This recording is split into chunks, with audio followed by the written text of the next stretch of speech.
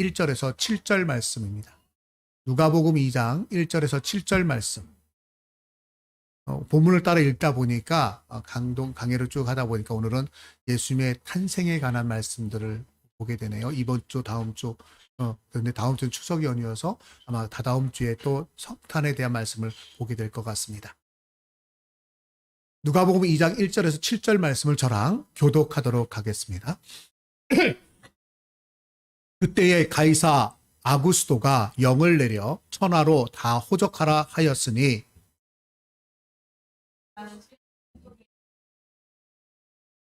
모든 사람이 호적하러 각각 고향으로 돌아가매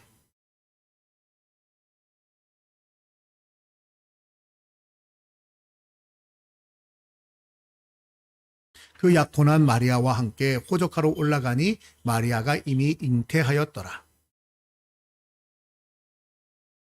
첫 아들을 낳아 강보로 사서 구유에 뉘었으니 이는 여관에 있을 곳이 없음이러라. 아멘. 오늘 말씀을 통해서 예수님의 나심은 제목을 좀 바꿨습니다. 하나님의 방법과 계획에 의해 나신 예수님. 이런 제목으로 좀 바꿨습니다. 화면상으로는 예수의 나심은 가장 큰 축복이라고 되어 있는데 그 축복은 하나님의 계획 속에서 하나님의 방법으로 되어졌다는 겁니다. 이렇게 사람들을 만날 때 보면은 예수님을 믿는 사람과 믿지 않는 사람이 있죠. 근데 믿지 않는 이유가 뭘까요? 저와 여러분 예수님을 믿는데 믿지 않는 사람들. 왜 믿지 않을까요? 말 그대로 성경 말씀, 성경에 기록된 이야기들이 믿어지지가 않는다는 거예요. 역사적 사실로도 받아들이지 않고 허구로 또는 신화로 어떤 사람들이 어떤 의도를 가지고 만들어낸 것이다 라고 생각을 합니다. 그런데 정말 역사적 사실이 아닌 허구일까요? 오늘 저희가 살펴보게 된 누가복음 2장 1절에서 7절까지의 말씀, 이 말씀을 기록하고 있는 누가는요, 직업이 의사였어요. 의사로서 그 사람은 많은 교육을 받은 사람이고 또한 논리적이고 체계적인 이론적인 그런 사람입니다. 이성적인 사람입니다. 그가 누가복음을 기록할 때 우리가 믿지 못할 만한 커다란 그 근거 하나를 없애줘요. 그게 바로 뭐냐면 성경의 이야기들, 예수님의 나심과 예수님의 생애와 그다음에 성경의 많은 이야기들이 성경에 기록되어 있는 많은 기적과 이사와 표적들이 역사적 사실이다라는 것을 알려주고 있다는 겁니다. 오늘 말씀에 이렇게 기록되어 있어요. 그때라고 하는 때가 언제냐면 예수님이 태어나실 그때쯤이에요. 자, 그때에 가이사 아구스도가 영을 내려 천하에 다 호적하라 하였더니 이 호적은 구레뇨가 수리아 총독이 되었을 때 처음 한 것이라 라고 기록하고 있습니다. 이건 철저하게 역사적 사실을 기록하고 있는 겁니다. 가이사 아구스도, 우리가 아우구스토라고 말하는 존엄자, 내가 곧 하나님이다라고 말하는 로마의 황제. 이 황제가요, 로마의 황제로 즉위했던 데가 BC 27년이에요. BC 27년부터 해서 기원전 27년부터 해서 41년 동안 황제로 있습니다. 그러니까 예수님의 탄생과 어린 시절이 철저하게 이 로마 황제 시대에 있었던 겁니다. 이 로마 가이사가 이제 황제란 말이잖아요. 가이사 아구스토가 지금 권력의 최절정에 이르렀을 때입니다.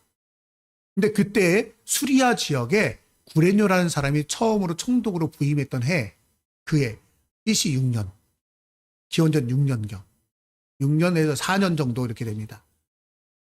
그래서 됐을 때에 예수님이 천하에 다 호적하라라고 하는 명령이 내려졌다는 거예요. 호적령. 그래서 모든 사람이 호적하러 각각 고향으로 돌아가매라고 기록되어 있습니다. 이 이야기는요, 많은 고고학적 자료를 통해 가지고 실제로 구레뇨가 수리아 총독으로 있었다라고 것과 그 다음에 아구스토가 칙령을 내렸다라고 하는 기록들이 여러 군데서 발견되어집니다. 역사적 사실이죠. 자, 그때 있었던 이야기입니다. 만약에 그것이 거짓말이라고 한다면 이 누가복음이 기록되어서 사람들의 그 당시 초대교회 성도들에게 읽혀졌을 때에 또 들려졌을 때에 사람들이 거짓말인 거를 금방 눈치챘을 거예요. 야, 그때 얼마 안 됐는데 그때 무슨 일이 있었어? 없었잖아 라고 말할 거예요. 그런데 그 당시를 살았던 동시대 인물들이 다 보고 듣고 있었기 때문에 이건 거짓일 수가 없는 겁니다. 사실입니다. 역사적 사실로 기록하고 있는 이 이야기를 다시 한번 읽어보면 로마 치하의 모든 사람들이 각각 자기 고향으로 돌아가 호적해야 하는 상황이 벌어졌습니다. 사실 아구스토가 호적령을 내린 것은요, 통치 수단 중에 하나예요. 세금 확보를 위한 겁니다. 세금을 걷어들이기 위해서.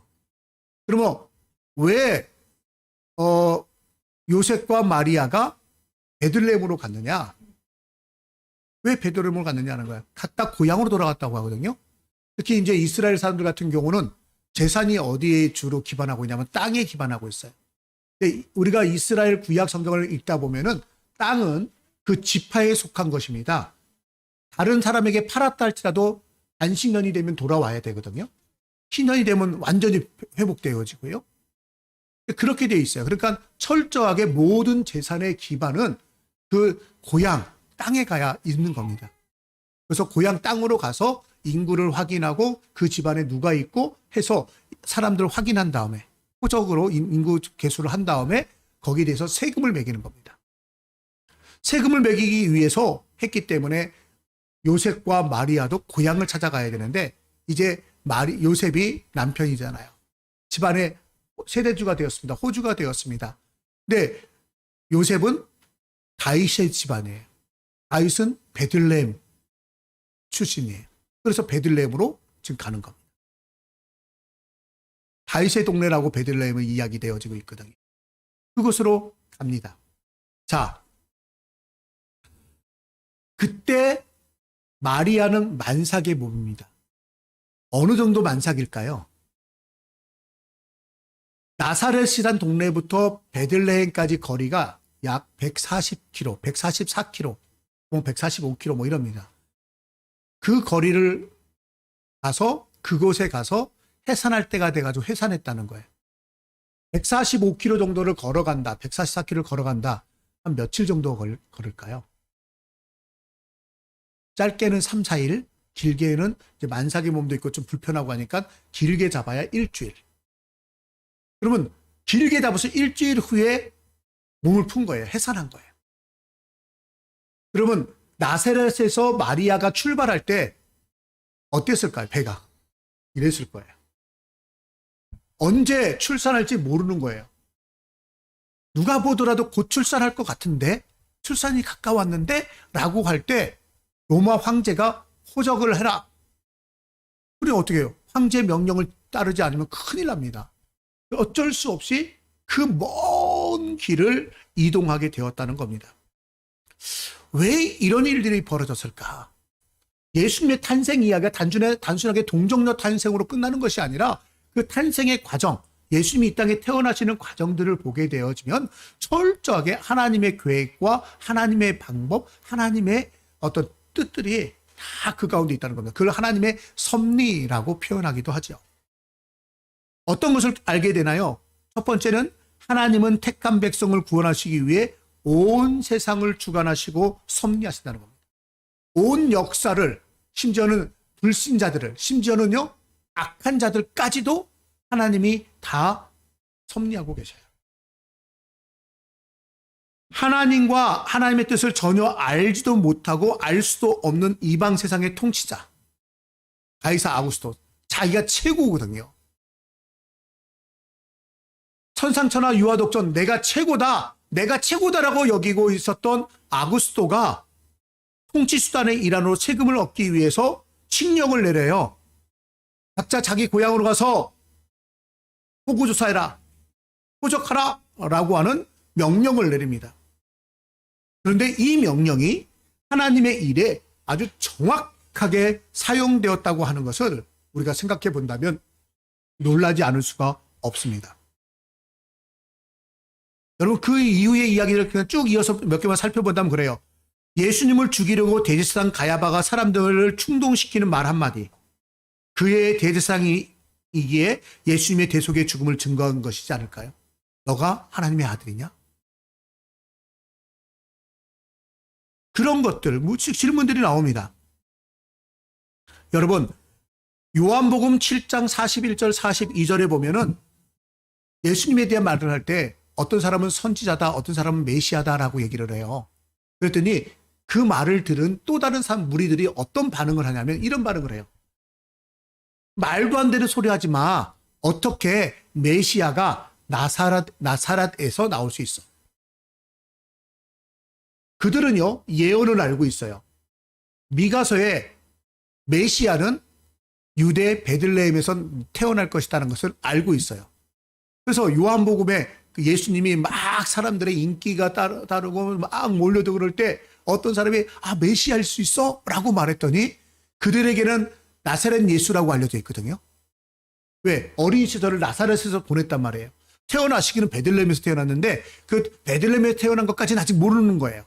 나사렛 출신이라고 듣고 야 어떻게 나사렛 출신이 메시아가 될 수 있어? 라고 말합니다. 철저하게 그들은 어디를 생각해요? 베들레헴을 생각하고 있는 거예요. 그건 상식인 거예요. 왜? 오랜 동안 메시아를 기대하던 이스라엘 사람들에게는 메시아는 베들레헴 출신이어야 돼요. 그런데 예수님은 나사렛에서 태어나지 않고 베들레헴에서 태어난 게 맞다는 거예요.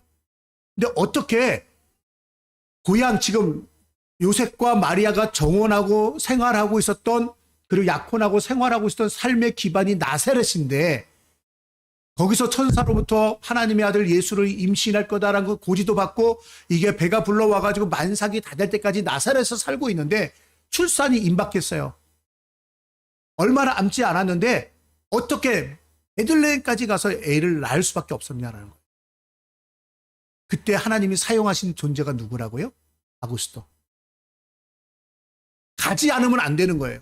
내 육신이 내 몸이 따를 수 없는 그런 상황인데도 불구하고 그 명령을 따르지 않을 수가 없게 만들었다는 겁니다. 그래서 마리아와 요셉은요, 어쩌면은 이게 하나님의 뜻이겠구나라고 생각했을 거예요. 왜? 천사 가브리엘이 마리아에게 고지를 할 때 뭐라고 고지를 해줬어요? 많은 민족을 구원할 예수, 메시아됨을, 다윗의 뿌리임을 이야기해줬거든요. 그러니까 그 만삭의 몸에 베들레헴까지 그냥 스스로 아무 생각 없이 그런 어떤 상황이 변화가 없는데 간다? 그럼 주변 사람들은 또 손가락질 당했을 거예요. 아유, 저 만삭인데 곧 출산할 텐데 어딜 그 먼 데를 가려고 그래? 그러면서 주변에서 막 만류하고 그랬을 거예요. 그런데 지금 뭐예요?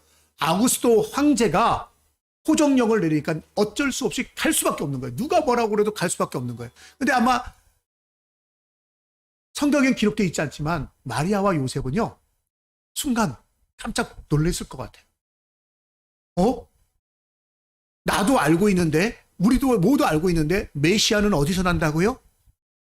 베들레헴에서 난다고. 근데 우리가 살고 있는 것은 지금 나사렛인데 내가 배가 불러서 곧 출산할 건데, 근데 하나님이 내 아이로, 내 모태로부터 낳을 아이가 메시아가 된다고 하셨는데 여긴 베들레헴 아닌데, 여긴 나사렛인데, 하나님의 뜻과 맞지 않는데 라고 생각하고 그때까지 있었을 수 있을 거예요. 그런데 갑자기 아구스토가 명령을 내린 거예요. 갈릴리 가나 혼인잔치에 물을 떠다 준 그 집의 하인들처럼 아마 마리아와 요셉은 순간 속으로 막 놀라면서 막 긴장감이 생기면서 설레면서 기대감이 넘쳤을 거예요. 그래서 하나님을 찬양했을 것 같습니다. 와, 하나님 정말 대단하시다. 메시아가 어디서 난다고요? 베들레헴에서 난다고 그랬잖아요. 그런데 나로 하여금 베들레헴에 가게 지금 만드는 거예요. 안 갈 수가 없게. 그게 바로 하나님의 섭리, 하나님께서 간섭하고 계시다라고 하는 증거라는 것입니다. 여러분, 세상에서 가장 힘세다고 외쳤던 로마의 황제도 이런 측면에서 본다면 하나님이 사용하고 계시는 거예요. 그런 예들은 참 많습니다. 이스라엘이 범죄하고 있을 때 하나님께서 이스라엘을 책망하시고 이스라엘로 하여금 하나님 앞에 돌아오게 하기 위해서 사용했었던 하나님의 막대기 역할했던 존재가 누구죠? 바벨론이에요. 바벨론을 들어가지고 이스라엘 민족을 쳐서 회개시키려고 하셨어요.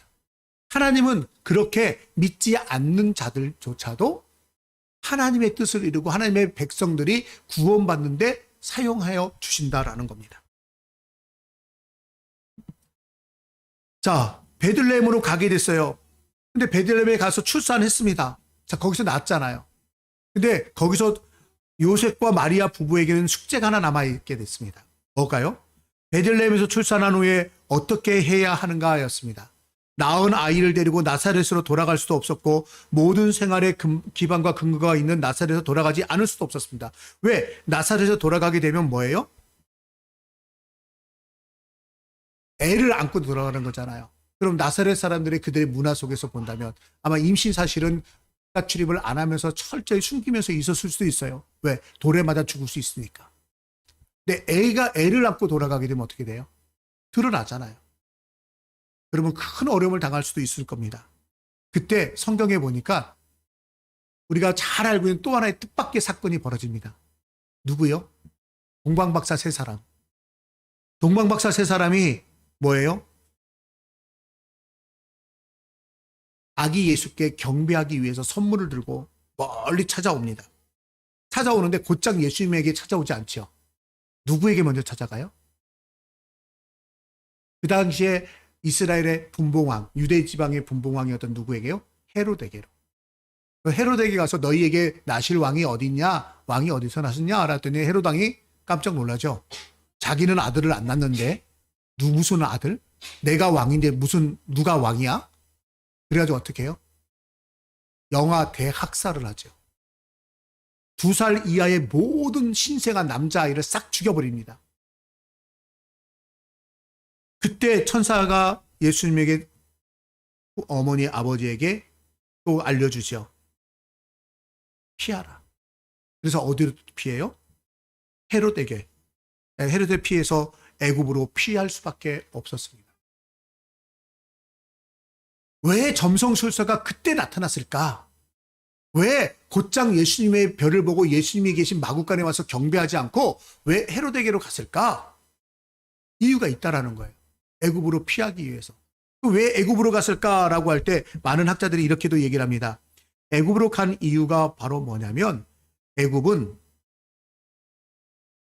하나님 예수 그리스도께서 출애굽의 사건을 우리에게 알려주기 위해서 애굽에 가가지고 그곳에서 이스라엘 민족이 출애굽하잖아요. 그러니까 예수 그리스도께서 그러한 출애굽의 구주로 하시면서 구원의 주로 우리 가운데 오셨다라는 것을 상징적으로 보여주기 위한 것이다 라고 이야기를 하기도 합니다. 어린 양의 보혈이 있어야 되잖아요. 그래서 예수님은 어린 양, 예수 그리스도를 어린 양으로 표현하면서 그 예수님의 어린 양으로 말미암아 그 보혈의 공로를 힘입을 때 우리가 구원받는다 라고 이야기를 하면서 그 예수님이 다시 애굽에서 돌아오시는 것을 출애굽의 과정 그리고 유월절의 모습으로 의미한다라고 말하는 분들도 있습니다. 해석의 나름이겠지만 어느 정도는 그런 관점에서 본다면 일리가 있는 말씀이죠. 왜 하필이면 그때 그런 일이 있었을까? 그런데 그 일을 당하는 마리아와 요셉과 아기 예수의 입장에서 본다면 이거는 엄청난 사건이에요. 생명이 위태로운 사건이에요. 너무 불편하고 너무 이해할 수 없고요. 너무 황당한 사건들이 연거퍼 벌어지고 있더라라는 것입니다. 여러분, 요셉의 입장에서 조금만 다시 한번 생각해 볼까요? 결혼 전에 내 여자가 남의 아이를 가졌습니다. 자기 아이가 아니에요. 그 아이가 하나님의 아들이라고 하는 말을 들었습니다. 결코 이해할 수가 없습니다. 기성의 어떤 지식으로만 라면 거짓말이라고 말할 수밖에 없고 경험적으로만 생각한다면 세상에 미쳤고 내 아내 마리아가 정말 문제가 많은 여인으로 생각할 수 있었을 것입니다. 내 감정대로라면 사람들 앞에 만천하에 공개하고 돌로 쳐 죽일 수도 있었을 것입니다. 그런데 이해할 수 없는 믿음의 결단 때문에 긴장감 속에서 불러오는 배를 만삭 때까지 숨길 수밖에 없었어요. 숨길 수밖에 없었어요. 그 나사렛 동네에서. 왜? 드러나면 죽으니까. 만삭의 몸을 이끌고 베들레헴까지 죽을 힘을 다해서 걸어갑니다. 여러분, 요셉의 입장 생각해 보세요. 참 대단하지 않아요? 사람은 정말 저럴 수 있을까? 말도 안 돼요. 어느 것 하나 자신의 의지와 선택으로 결정할 수 있는 일이 하나도 없습니다. 모든 것이 다 거부할 수 없게끔 찾아온 일입니다. 어쩔 수 없이 그렇게 할 수밖에 없게 만들어져 갔습니다. 누군가의 결정에 의해 끌려다녀야만 하는 상황이었습니다. 그러나 조금 관점을 달리해서 본다면 그 모든 것들은 결국 하나님의 뜻이었다는 겁니다. 그것이 바로 인류 역사상 가장 위대한 사건인 예수님의 이 땅에 태어나는 과정에 있었던 하나님의 방법, 하나님의 방식이었다는 거예요.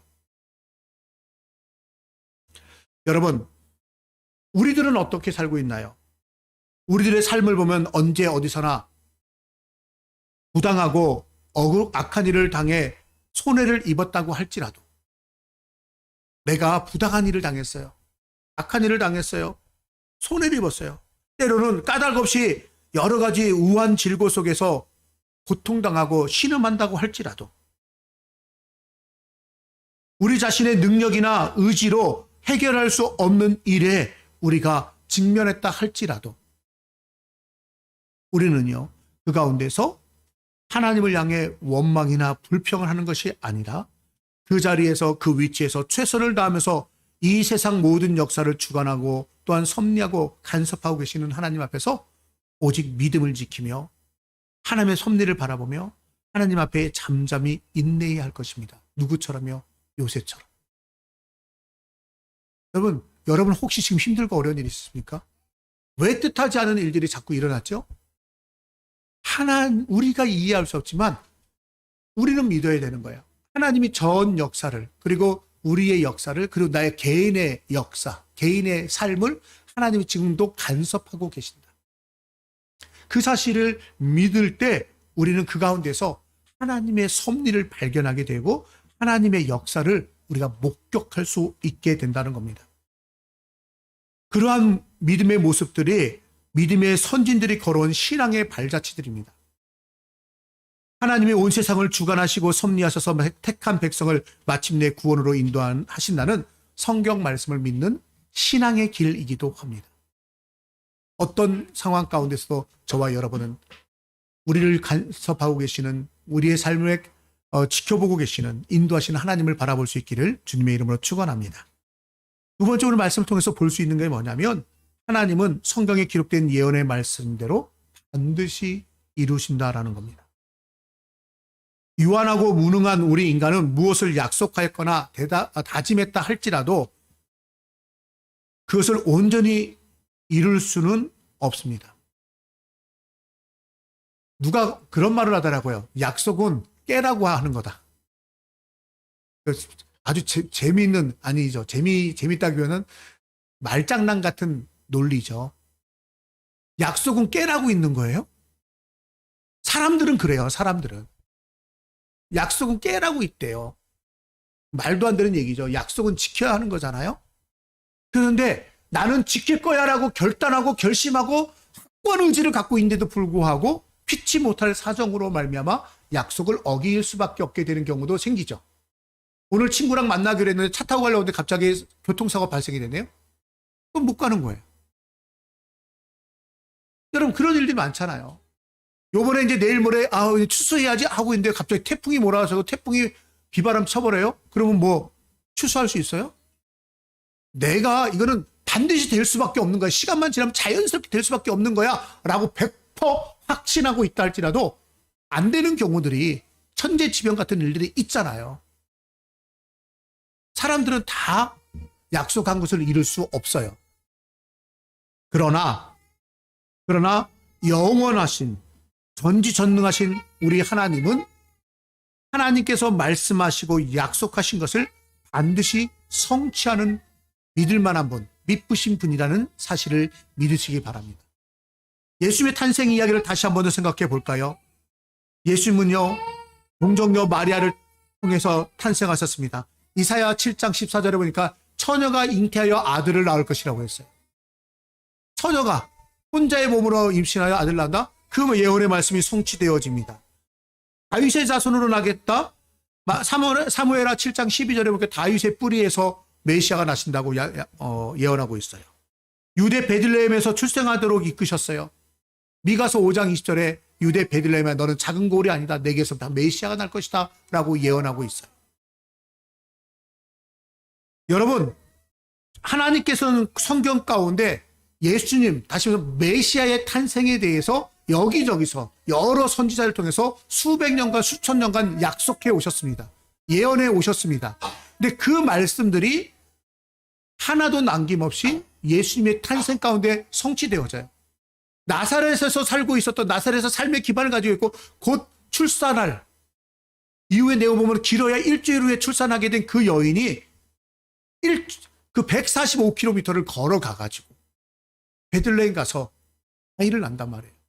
그게 어떻게 가능해요? 하나님께서 간섭하셨으니까. 왜 간섭하셨어요? 하나님이 약속하신 말씀을 그대로 성취하시려고. 왜 동정녀 마리아를 통해서 태어나야만 해요? 하나님이 처녀의 몸에서 아들을 낳을 거라고 미리 약속하셨기 때문에. 그래야만 하나님이 하신 거라고 사람들이 인정할 수 있으니까. 평범한 남녀관계에서 아이가 낳았다 그러면 그거 인정하겠어요? 그러니까 날 때부터 뭔가 다르게 하나님이 약속하셨고 그 약속하신 말씀을 성취하셨다라는 게 오늘 성경에 기록되어 있는 말씀들이라는 것입니다. 철저하게. 왜 요셉이에요? 많고 많은 사람들 중에 요셉은 다윗의 후손이었습니다. 성경에 약속되어 있는 말씀들이 그대로 성취되어져 있는 것입니다. 여러분, 그를 모르던 문맹이었을 때는 아무것도 볼 수 없습니다. 그런데 그를 알고 나서는 보이는 게 많습니다. 책을 읽어도 글을 모르면 글씨는 보이지만 내용을 몰라요. 근데 글을 알게 되면 글씨만 보이는 것이 아니라 그 글씨 속에 있는 내용도 뜻도 알게 되어집니다. 믿음의 세계도 그렇습니다. 믿음의 눈으로 보면 하나님의 세계가 보입니다. 내게 믿음이 없으면요, 세상을 바라보고 세상의 역사를 바라보고 내 주변에서 일하시는 하나님을 보면서도 하나님인 줄 몰라요. 세상의 역사 가운데서 하나님을 못 봐요. 믿음이 없으면. 그러나 믿음의 눈으로 보게 되어지면 하나님의 세계가 눈에 보이기 시작합니다. 하나님의 일하시는 것이 보이기 시작합니다. 동정녀 탄생이 이해가 됩니다. 아, 하나님께서 그렇게 예언하셨는데 그 약속하신 것, 예언하신 것을 성취시킨 거구나. 보이는 거예요. 나를 향한 하나님의 사랑이 깨달아집니다. 나같이 이렇게 연약한 사람, 나같이 자격 없는 사람, 나같이 부족한 사람도 하나님이 사랑하셔? 하나님이 사랑하신대. 얼마큼? 독생하신 예수 그리스도를 나 대신 죽기까지 내어주시면서 사랑해 주셨다는 거예요.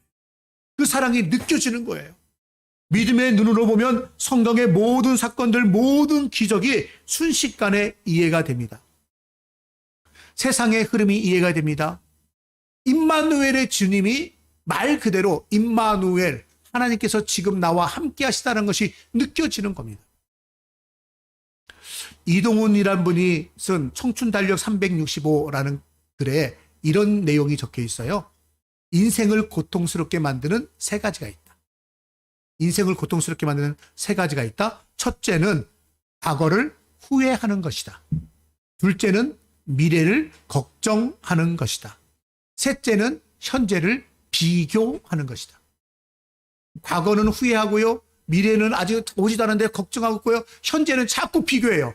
옆에 사람하고 비교하고 아무개하고 비교하고 심지어 나와 다른 사람을 비교하고 심지어는 내 자녀를 다른 자녀하고 비교하고 내 남편을 내 아내를 다른 남자와 다른 여자와 비교해. 현재는 그게 우리를 고통스럽게 만드는 것 중에 하나라는 것입니다. 많은 사람들이 과거, 현재, 미래를 후회하고 비교하고 걱정하면서 자신의 삶을 유린당하고 산다는 겁니다. 그 작가의 어떤 시각이 너무너무 이게 동감이 됩니다. 여러분, 삶이 우리의 삶이 뭐냐? 조금만 살펴본다면 걱정, 근심, 비교, 후회의 덩어리라는 거예요. 걱정, 근심 덩어리라는 거예요. 우리의 삶 자체가. 그러나 하나님은 우리에게 다가오십니다. 어떻게 다가오세요? 믿는 자들에게 과거를 하나님께서 여기까지 도우셨다라고 하는 에베네셀의 하나님으로 함께하고 계십니다. 미래는요? 하나님께서 우리의 길을 예배해 주셨다. 여호와 이레로 함께 하십니다. 그럼 현재는요? 하나님이 지금 우리와 함께 하신다. 임마누엘로 함께 하십니다. 그러기에 우리는 에베네셀의 하나님을 고백하고 그 다음에 임마누엘의 하나님을 찬양하고 또한 더 나아가서 여호와 이레의 하나님을 찬양하고 노래하고 감사할 수 있는 것입니다. 여러분, 하나님은 당신이 약속하신 대로 우리의 삶을 인도하고 계셔요. 내가 에베네셀의 하나님이 되어주고 내가 여호와 이레의 하나님이 되어주고 내가 임마누엘을 해주겠다는 건 하나님의 약속이에요. 그 약속은 예수님의 탄생 과정에서도 성취되어졌던 것처럼 오늘을 사는 우리에게도 동일한 약속으로 동일하게 주어지는 겁니다. 그래서 여러분과 함께 하시는 임마누엘의 하나님인 줄로 믿으시기 바랍니다. 오늘 이 시간까지 하나님께서 에베네셀의 하나님으로 인도해 주셨고 앞으로 여러분의 삶도 여호와 이레로 인도해 주실 줄 믿으시기 바랍니다. 그러기에 이제 우리는 영원히 살아계시고 전지전능하신 하나님의 말씀은 항상 살아있다라는 믿음을 가지고 그 말씀에 순종하기를 즐거워해야 합니다. 또한 장차될 예언의 말씀도 가감없이 그대로 믿어 의심하지 말아야 합니다. 어떠한 경우도 성경 말씀 곧 하나님의 말씀 앞에서 겸허히 고개를 숙이는 겸손한 자들이 되어져야 합니다. 그러면서 오늘 말씀을 통해서 한 가지 더 살펴보기를 원하는 것이 있습니다. 그것은 바로 뭐냐면 죄인된 우리를 위한 최고의 축복인 예수님의 나심은 어느 곳으로 왔느냐는 거예요. 비어있는 공간에 오셨다는 겁니다. 빈 공간에 예수님이 오셨다라는 거예요. 무슨 얘기일까요? 예수님이 태어나는 것, 예수님의 탄생은 사람들 또는 무언가로 가득 차 있는 곳이 아니라는 거예요. 빈 공간이에요. 예. 오늘 성경에도 마구간 있잖아요. 우리가 보통 이제 성화나 이렇게 보면 소가지처럼 되어 있는 마구간 그림 많이 연상하시잖아요. 그런데 이스라엘 이 당시의 마구간은요, 그러한 마구간이 아니라는 거예요. 그런 마구간도 있지만 주로 굴입니다. 그러니까 그 당시에는 그쪽 지역은 사암 지역이 많거든요. 그래서 동굴 파는 게 쉬워요. 그 무덤도 동굴을 파는 거잖아요. 굴을 파는 거잖아요. 그 마구간도 이렇게 절벽 쪽에 굴을 파가지고 마구간을 해놨다는 거예요. 어쨌든 간에 그곳이 마리아와 요셉이 출산이 임박했을 때 들어갈 수 있는 유일한 곳이었다는 거예요. 다른 데는요, 사람들이 가득가득 차 있어요. 더 이상 들어갈 데가 없어요. 왜? 빈 곳이 없으니까. 여러분, 가득 차 있으면요, 못 집어넣어요. 여러분, 뷔페나 아니면 그 코스 요리를 먹을 때 어떻습니까? 여러분, 중국집 가서 코스 요리 먹어보셨나요? 아니면 양키집 가서 코스 요리 드셔보셨어요? 코스 요리를 먹다 보면 처음에 에피타이저부터 쭉 나옵니다. 뭐 전체다 뭐 해가지고 쭉 나오는데 메인 음식은 언제 나오나요? 맨 끝은 아니지만 끝에서 한두 번째 나와요. 그런데 못 모르고 첫 번째 와 맛있다 나오는 것마다 다 배부르게 먹고 나면 나중에 메인 음식 나오면 먹을 수 있어요, 없어요? 잘 못 먹어요. 왜? 이미 배가 가득 찼어요. 저는 다 먹지만 예? 그런데 메인 음식 나오기 전에 내 배를 다 채워놓으면 메인 음식이 안 들어가요. 다시 말해서 어떤 공간을 가득 채우고 나면 새로운 걸 더 넣을 수 없다는 건 너무나도 자연스러운 현상 아닙니까? 해산할 날이 찼어요. 그런데 있을 곳이 없대요. 여관들, 객실들, 사람들은 가득가득 차 있습니다. 그래서 예수님이 찾아갈 수밖에 없었던 것은 자그맣게 마리아와 요셉이 잠시 머물 수 있는 곳, 거기서 해산할 수 있도록 할 수 있는 자그마한 공간이 있는 곳, 그 마구간밖에 갈 데가 없었다는 거예요. 비어있는 공간이 그 마구간밖에 없었습니다. 그것이 화려하지 않습니다. 그것이 모든 것이 갖추어지지 않습니다. 안전한 곳이 아닙니다. 그런데도 불구하고 그것으로 갈 수밖에 없었어요. 초라하고 어쩌면 더러웠다고 생각할 수도 있고 위생적이지 않을 수도 있고, 그렇지만 그곳이 가지고 있는 최고의 장점은 비어있는 곳이었다는 겁니다. 그 비어있는 곳에 가서 예수님은 우리 가운데로 찾아와 주셨습니다. 임마누엘 해주셨습니다. 여러분, 하나님의 온전하신 축복, 구원의 축복, 임마누엘의 축복은 예나 지금이나 비어있는 공간에 임하신다는 겁니다. 비어있는 곳에. 많은 그리스도인들이 성탄이 준, 예수님의 나심에 준 구원의 축복은 얻었지만 예수님 이 땅에 오심으로 우리에게 구원의 길을 열어주셨잖아요. 그러니까 모든 사람에게 구원의 길은 열어주셨어요. 구원의 축복은 받았어요. 그런데 현실에서 임마누엘의 축복은 제대로 누리지 못하는 경우가 허다하다는 겁니다. 주님이 지금 나와 함께 하시다는 축복을 누리지 못하고 있다는 거예요. 왜 그럴까요? 많은 성도들의 마음이 세상의 것들로 가득 채워져 있기 때문에 임마누엘의 주님이 오셔서 역사할 공간이 없기 때문이라는 겁니다. 아까 이동훈 작가의 이야기를 했죠. 과거, 현재, 미래를, 과거에 대한 후회와 미래에 대한 걱정과 현재의 비교로 내 마음에 가득 차서 걱정, 근심으로 가득 차 있으니까요. 예수님이 내 마음속에 임재하여 주셔서 찾아오셔가지고 내 마음의 주인이 되어서 우리 마음을 다스려 주시고 우리에게 평안을 주시고 우리에게 소망을 주시고 우리에게 기쁨과 감사를 주는 것을 경험할 수 없다라는 겁니다. 왜요? 내 마음이 가득 차 있으니까. 내 마음에 시기와 질투와 분노로 가득 차 있기 때문에 하나님이 내 안에 들어오셔서, 예, 성자 하나님이 임마누엘로 내 가운데 들어오셔서 우리의 마음을 다스려 주지 못하신다는 겁니다. 내 마음이 세상의 것들로 잔뜩 채워져 있어서 임마누엘의 주님이 오셔서 역사할 공간이 없습니다. 때로는 임마누엘의 주님이 내 안에 역사하시면 여러 가지로 불편하니까 환영하지 않고 거부하기 때문입니다. 불행의 시작인 거죠. 마음이 세상의 것들로 가득 차 부유해져 주님이 필요가 없어진 라오디게아 성도들처럼 말입니다. 계시록 보면 라오디게아 교회에 대해서 얘기를 하잖아요. 너희는 겉으로는 부유하나 실제로는 너희는 가난한 자다. 아름다운 옷, 화려한 옷을 입어서 너희는 실제는 헐벗은 자다. 왜요? 너무 풍족하니까 주님을 찾질 않아요. 내 삶이 풍요로우니까, 내 삶에 걱정이 없으니까 안 찾아요. 여러분, 우리 마음이 그렇지 않나요? 내가 세상의 것으로 가득 채워져 있으니까 주님을 찾지 않아요.